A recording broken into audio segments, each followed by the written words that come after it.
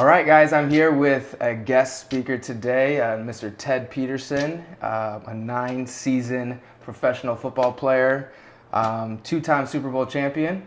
And Ted, thank you for having me today. My pleasure, Trevor. Thank you. So I just wanted to ask you a few questions, get to know your story a little bit, Sure. and kind of dive deep into some lessons through sports. Okay. So my first question for you is, when did your love for football actually start?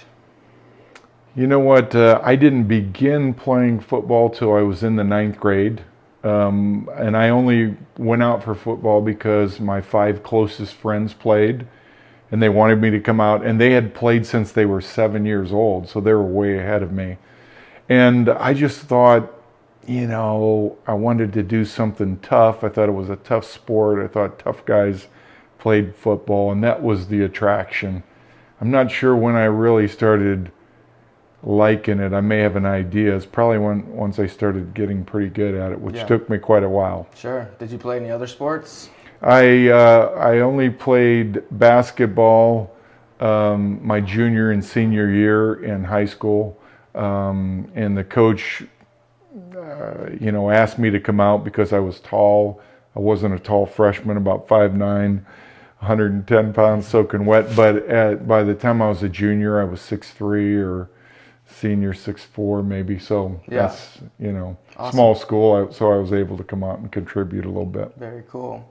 So take us back to that time when there started to be some talks about maybe playing professionally, and take us back to that moment when you were picked in the 4th round. Okay, sure. Well, and I told you it's going to take a while for me to get to that point where that talk began. It's strange that, I graduated out of Moments High School, very small school, and I only got one scholarship offer to play college football, and it was to Eastern Illinois University. So I got one full scholarship and no other partial offers or anything like that. So I went to Eastern. In my freshman year, nothing real spectacular happened. My sophomore year, between my freshman and sophomore year, in the spring game, after my freshman season, I was playing tight end, and I caught 6 passes for 90 yards in the spring game. Mm-hmm. And they interviewed me afterwards. The reporter did, a reporter, and one of the seniors said this. He said, "Ted, if you keep working hard, you have a chance to become an All-American." And that just made such a change in me. It wasn't that I really thought I could, but it was just that a good player, an older player, one of the seniors, thought that I could. And I'd like to just share that with you and your audience, that encouraging words really do mean a lot to young people. Yeah. And I literally started to eat, sleep, and drink football. I trained and was really committed. Yeah. And then my junior year, they moved me from tight end to center, which is something we should discuss too. I had a real attitude check there for a while, but I started doing well at center, and they started talking about All-American, and then maybe about then did they start saying, well, you might have a chance of being drafted. Wow. So That's word of encouragement and belief then. So someone gave you the belief. Yeah. Gave you the...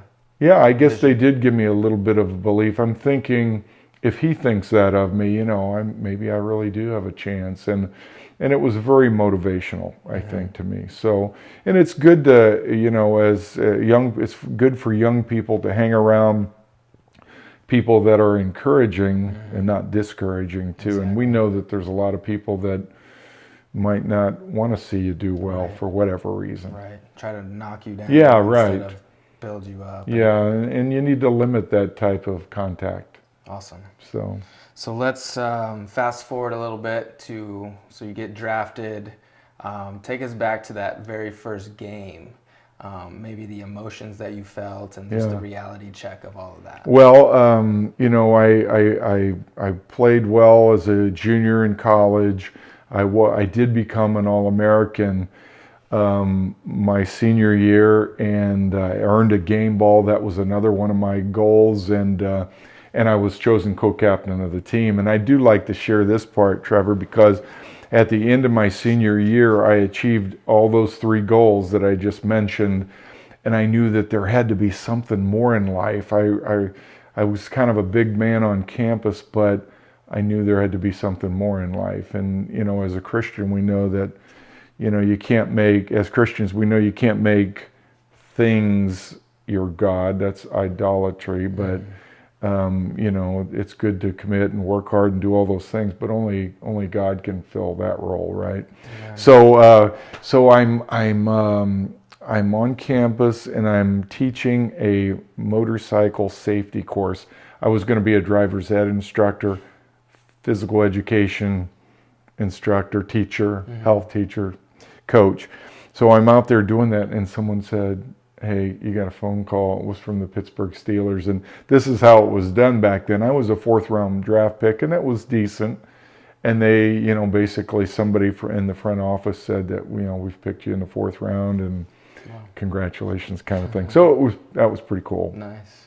So just a phone call. But it wasn't like I was sitting on television with my family somewhere. You know what I mean? Nowadays. Yeah. Now they sell everything, and that's a part of the, whatever you call it, the experience. It is. It is.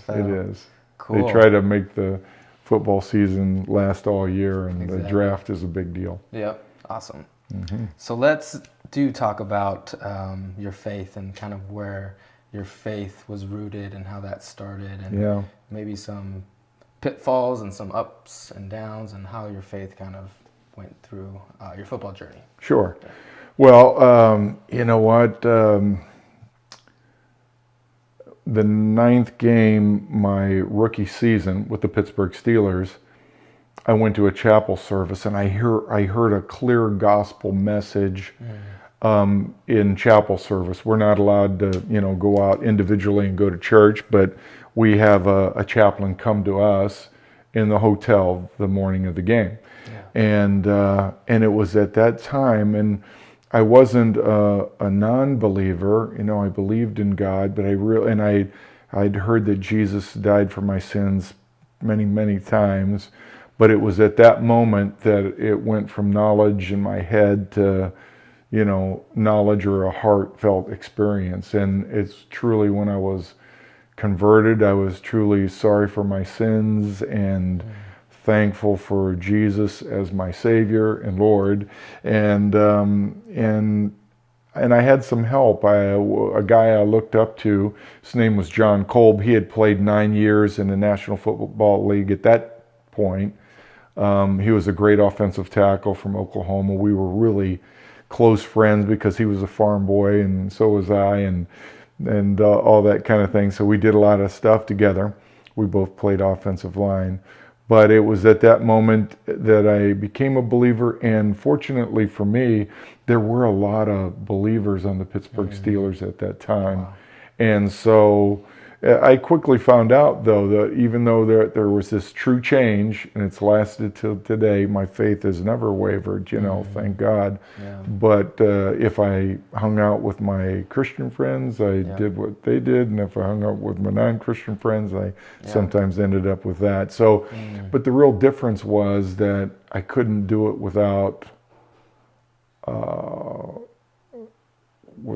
hurting my conscience. So, you know what I mean? I couldn't do that and then ask for forgiveness and go do it again with no, you know what I mean? Right. Because God knows your heart and mind and whether you mean it or not. And so that kind of thing. So there was a little growth process there early on. And it reminds me of that verse. It says that we are now slaves to righteousness. And so that, you know, whenever we do maybe slip up or we see people slip up, it's like if we do try, it's like it doesn't feel fun or insightful.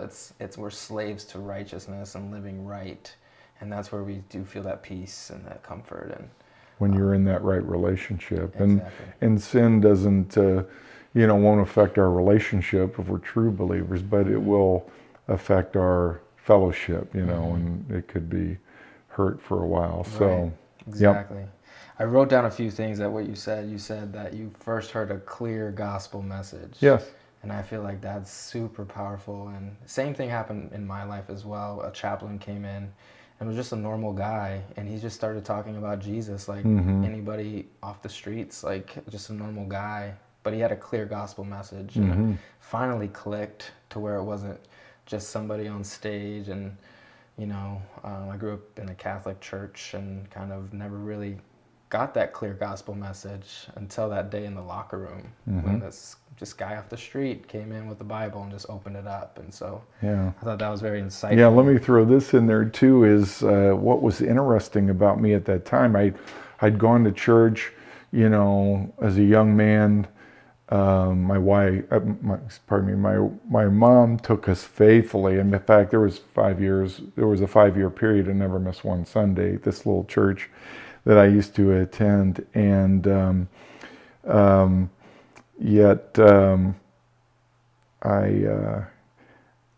really thought I was a believer. There's a saying like,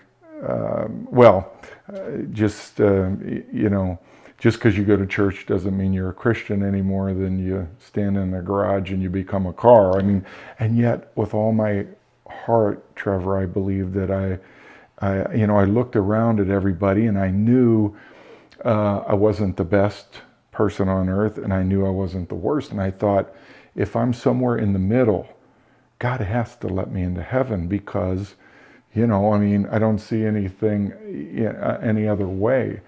And then I started reading the Bible, and it says very clearly that all have sinned and all fall short of the glory of God. And I knew that included me at that point, and that was the real, That's very cool. game changer for me. Love that. Yeah, I loved how you said that at that point you were truly sorry.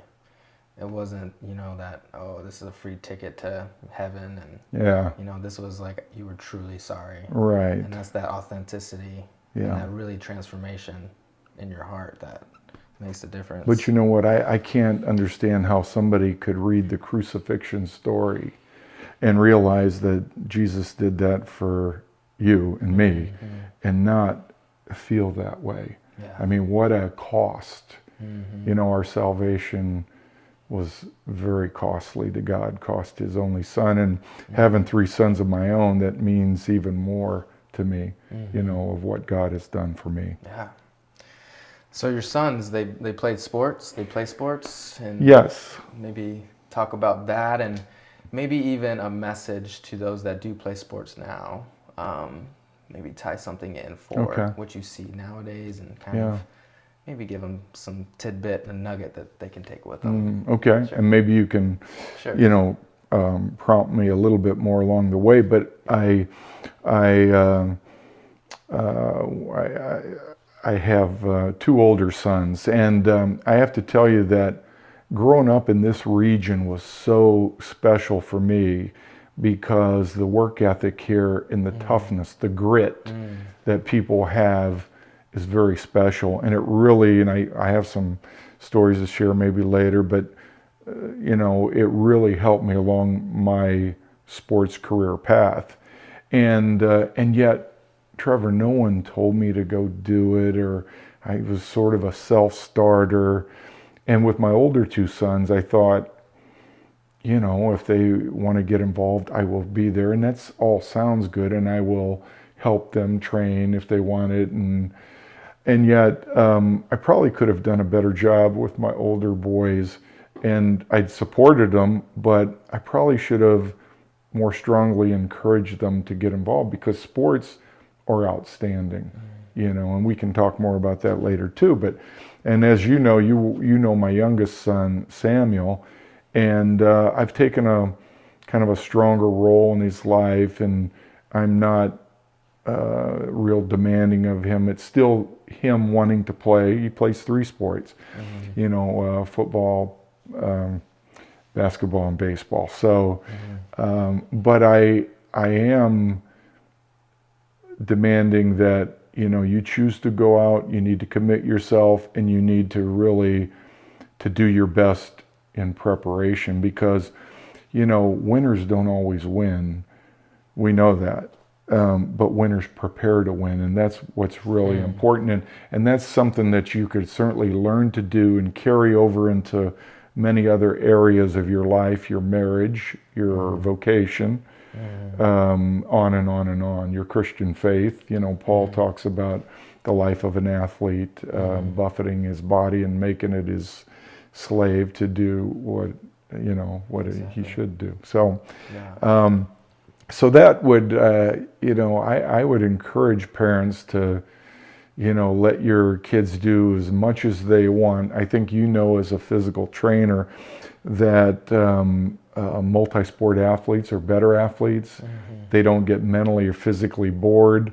The only thing is, it's a stretch on your academics, and my youngest son is a very good student as well. So as long as that doesn't suffer, Right. I'm good with the 3 sports too. Awesome. Very good. So as a dad, as a husband, and a man of faith, how do you stay spiritually fit? I mean, we physical workouts, but what are some things to keep you spiritually fit? Well, I try to make church every week is really a cool thing. We have a very good pastor in town, and that's very uplifting. But I also try to come here in my office in the morning, and I miss very seldom. And I, spend a time in prayer and reflection and a little bit of reading and maybe a devotional thing, that kind of. But I listen often, daily, to good Christian speakers. And I will mention this, that I've been so blessed that that during my career, we were the chapel service that I mentioned. We had some of the very best speakers in America come in and talk to us. Oh, wow. So guys that you would probably know. Of course, I'm getting old now, but some very famous Christian men and pastors. And so we had the best teaching, and the idea was, we will teach you and train you, and then you'll go out and, I guess that's how the gospel message gets spread, right? So, yeah, exactly. So I was blessed in that way. So you mentioned hard work. Yes. One of those traits that you took from sports or football and apply it to life. Yeah. Are there any other lessons from the game of football itself that maybe you personally had to learn through the grit, through the grind, that you now apply to your life? And we do need to talk more about the work thing, because that's our huge ingredient. Yeah. But one that I learned in college, Trevor, was attitude. I learned later, I met a young lady who worked for me in a summer business in Pittsburgh, Susie McConnell, and she went on to, be a college point guard All-American at Penn State. She won a gold medal in the Olympics. She coached the women's professional team? Is it in Minnesota? Is it I don't know. But she was a professional coach. And one time I heard her address a group of young people, and she said, "Your attitude determines your altitude, how high you climb in life."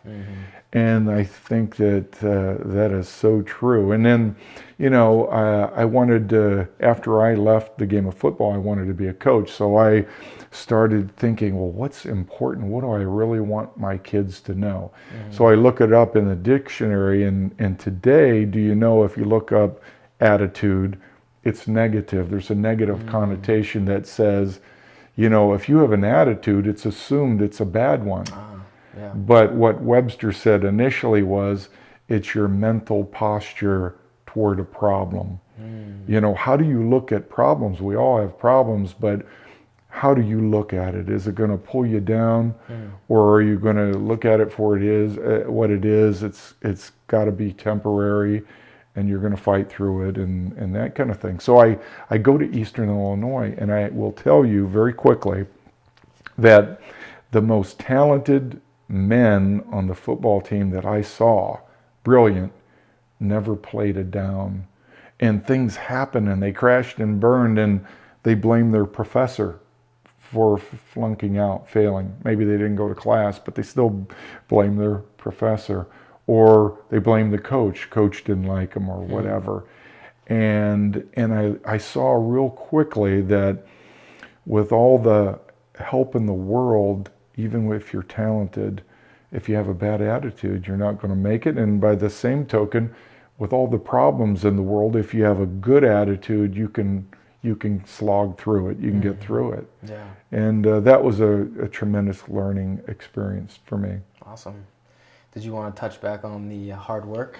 Well, I do light up when I learn that or hear that, because I was able to outwork my opponents. I was able to outwork people because I saw it in my parents, my grandparents, my neighbors. Your audience doesn't know this, but I grew up on a farm, and farmers just had a tremendous work ethic, and independent businessmen, some of the best in the world. And so, I learned to work hard at an early age, and it stuck with me. And I could remember going to Steeler camp as a rookie, and I was a fourth round draft choice, but there was an All-American offensive lineman from Ohio State University. And we were about there for rookie camp was 2 weeks then. And I think after about the first week or 10 days, he had it. He says, I'm done. I'm out of here. Packed up everything, and he left. And I thought, wow, here's a guy from a big school, and I know this. I'm going to keep working, and I'm not going to quit. And that's another ingredient, perseverance or refusal to quit, because you don't know that success isn't just around the corner. Right. And it's okay to change your mind and to change course. But here's something that I learned too, that when tough times happen to you, that's a poor time to quit. You come home and you had a bad practice, and coach got on you, or you didn't hit the ball well, or shoot the ball well, or run the ball well, and you're bummed out, and people want to quit, and people quit it during those times. But so often, that's definitely a poor time to quit. Yeah. If you're going to do it, you need to do it when you're level-headed, things are going good, you can make a rational decision. And because quitting is too common, it's in our nature. Everybody wants to quit. How about this one? Fatigue makes cowards of us all. Have you ever heard that? I haven't. That's why you have to be in great shape. And I can remember being on the football field, fighting the feeling of wanting to quit. In the fourth quarter, when Terry Bradshaw was our quarterback, and they would sit back 9 yards off the line of scrimmage, which they don't even do anymore because it's very difficult to protect. And Lawrence Taylor is there, and he's a freak, runs a 4.5 40, and I had to keep him off of Bradshaw in order to win the game. That is, you have to be in great shape and mentally tough so you don't quit. Wow, there's a lot in that. Yeah, that memory that you just shared was that brought joy to me, just to kind of live through that. Yeah. I wanted to ask you if there was any other fond moments, or maybe your fondest moment playing on the gridiron. Well, when I was an offensive lineman, so I didn't like throwing the ball, because unless it was a play action pass, which is the easier protection, because by the time the linemen figure out it's a pass and not a run, you already have them, and you're not going to get beat quick. But drop back passing was different. So we go up to Green Bay one time. We get off the plane, and it was snowing a little bit. The second game of the season, I thought, oh, this is great. Lambeau Field, all the history there. And Cliff Stout had just replaced, he was the quarterback, he just replaced Terry Bradshaw.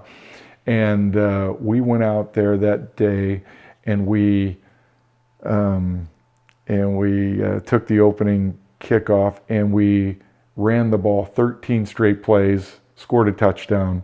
And we're sitting over on the bench, and I can remember the linemen are there. Mike Webster, you've heard of Mike Webster, Hall of Famer. And we're sitting there, you'll laugh. We were breathing a little oxygen. I don't know if that works or not, but because it was a long drive, and it was a great feeling that we went out there and, we worked so hard. We didn't throw the ball. We just grounded out. It's kind of an offensive lineman's dream. And anyway, that was a fine moment. Yeah. We ended up winning the game, and it was a close game. But things like that, and to do that with friends, guys you like, that's when it's really special. Awesome. Very cool. So as we're talking football, let's go to your feelings, your emotions when you actually won a Super Bowl, something that very few people get to experience in this life, and kind of just share that story. Well, this is a good one because first of all, I have to take you back to my college days. My senior year in particular, I wanted a national championship ring more than anything. I mean, I literally, I wouldn't cheat or do anything like that, but I trained so hard. The group of guys that was on our team, they trained hard. We started out the year, we were 5-0, ranked 5th in the nation. Then we lost our quarterback, who was a freshman, and we ran an option, and he broke his arm. And we ended up losing the last 6 games of the year. So we were 5-6, didn't even have a winning season. So that goes that dream. We didn't win the national championship, obviously. So fast forward, I go to the Steelers my rookie year, and that year the Dallas Cowboys played the Broncos. The Broncos beat us in the playoffs, and Dallas beat the Broncos, and they got the Super Bowl ring. And I thought that was my chance because the Dallas Cowboys showed more interest in me than any other team, even the Steelers. Although the head coach did come in to try me out, work me out personally with the Steelers. But so we're my second year, we're about to play the Super Bowl. We're going to play the Dallas Cowboys. Oh, wow. And we're in chapel service, and some of the guys, you'll appreciate this, some of the guys were saying, well, some of the older guys, because they had already had 2 rings, right? 2 rings while I was in college. We won 2 while I was there. And they were saying, well, it's probably not right to pray to just win. Let's pray that whoever gives God the most glory, with this wind. And you know what? I didn't raise my hand or anything, but I'm thinking, I'm not comfortable with that because you guys have 2 rings. I want one so bad. And what if there's more guys on the Yeah. And I tell people this, you'll laugh. I thank God that Tony Dungy was on our team. We were rookies together. Oh, wow. And if you know Tony and the great things that he's done, and we're all capable of doing great things for God at any level, and it doesn't have to be that you're in the national spotlight, right? But Tony he's written some great books, and he is a wonderful Christian man. And I like to say he was there because we went out and we beat the Dallas Cowboys. And then I prayed, Lord, please don't let me die until I can at least see the ring, right? It takes several months for them to be made. And then, as you mentioned, I have 2 rings. I got one the next year. And it's not like I even give a thought to those rings anymore. They're great. They're nice. But what I would like to share to your players is well, there was this one French philosopher named Pascal that said that there's a God-shaped void in the heart of every man and woman that cannot be fulfilled with any created thing, a ring or anything like that, but only by the Creator through His Son Jesus Christ. And I can tell you that that's true. The best things that I've taken out of sports aren't Super Bowl rings, but it's memories, the relationships, the things that I learned, and the man, hopefully, that I became by playing the game and going through hardship together and working hard and not quitting and keeping a great attitude. They're all kind of, is what you can really take with you. That's awesome.